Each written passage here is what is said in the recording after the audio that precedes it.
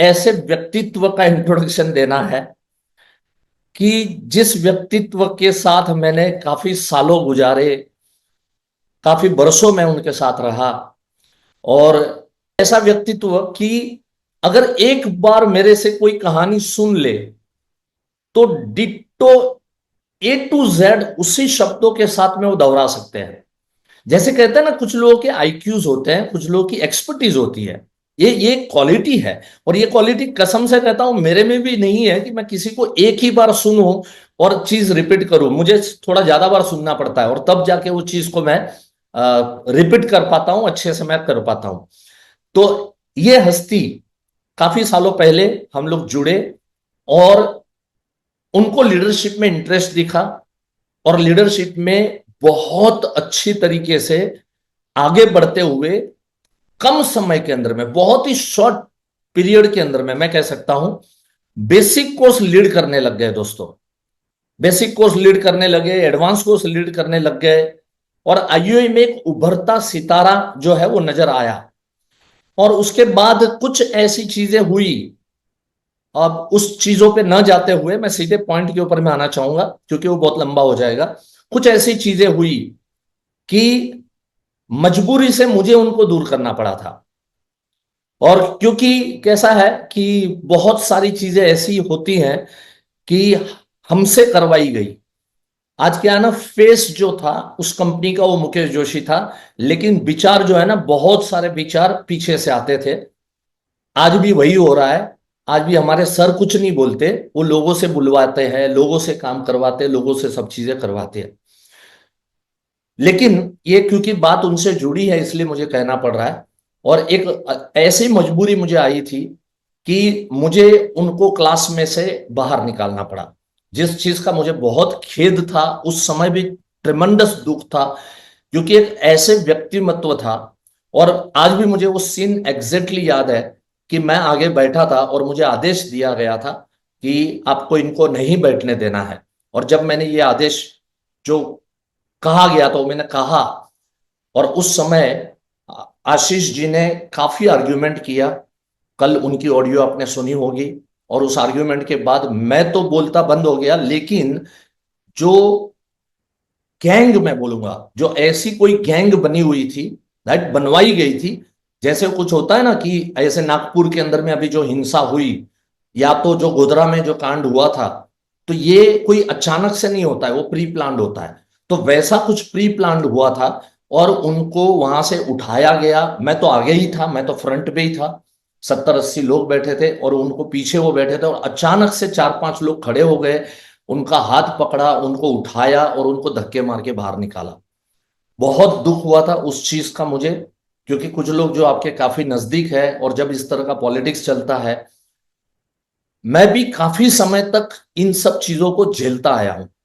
लेकिन वो सब चीजें होती रही, ठीक है। हिम्मत नहीं थी कि गुरु के साथ मैं गुरु के सामने कोई इंस्टीट्यूट खोलूं, मुझे ये बिल्कुल पसंद नहीं था।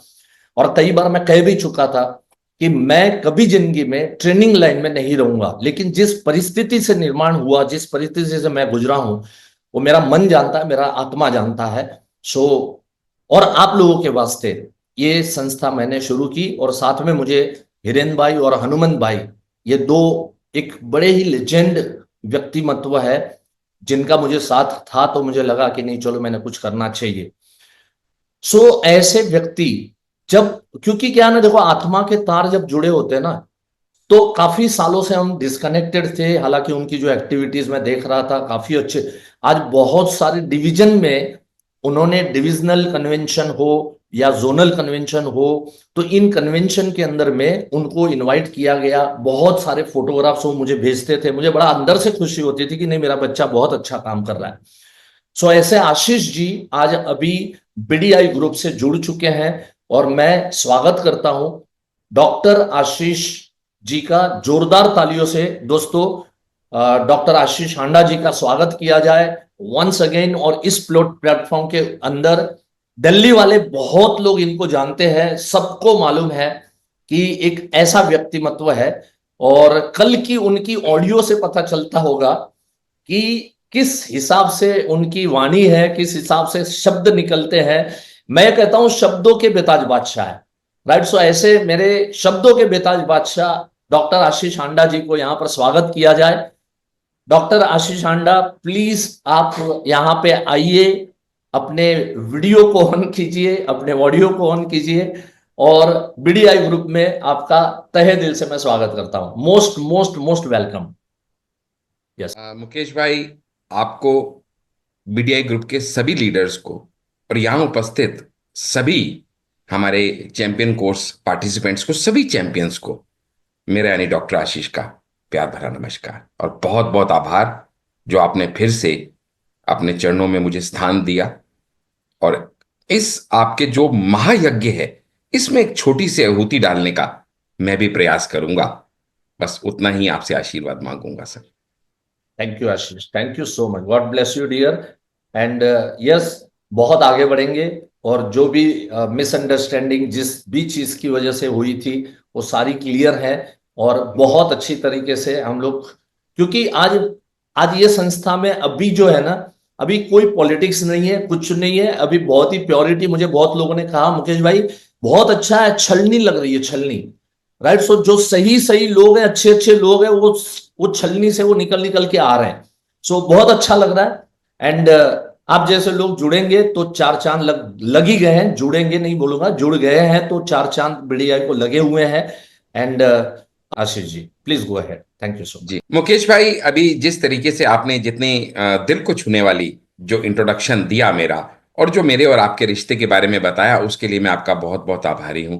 और मैं याद कर रहा था मुकेश भाई, कैसे समय का चक्का घूमता है, लेकिन आपके साथ रह के ना सब कुछ मुमकिन है, क्योंकि ये वही आशीष है जो इंटरनेशनल कन्वेंशन में आपकी इंट्रो दिया करता था। और आज ये सौभाग्य मिला मुझे कि आज आप मेरी इंट्रो दे रहे हैं, तो इसके लिए प्रभु का मैं बहुत बहुत जितना शुक्रिया अदा करूं उतना कम रहेगा। और आज इतने लंबे अंतराल के बाद, लगभग 12 साल बाद, आपके साथ एक जॉइंट सेशन करने का भी मुझे सौभाग्य मिल रहा है। मैं जानता हूं मुकेश भाई, आपका जो पैशन जिसको देख के मैं आपके साथ जुड़ा था, वो पैशन ये हमेशा से ये था कि give me a match stick, I will convert it into a hockey stick.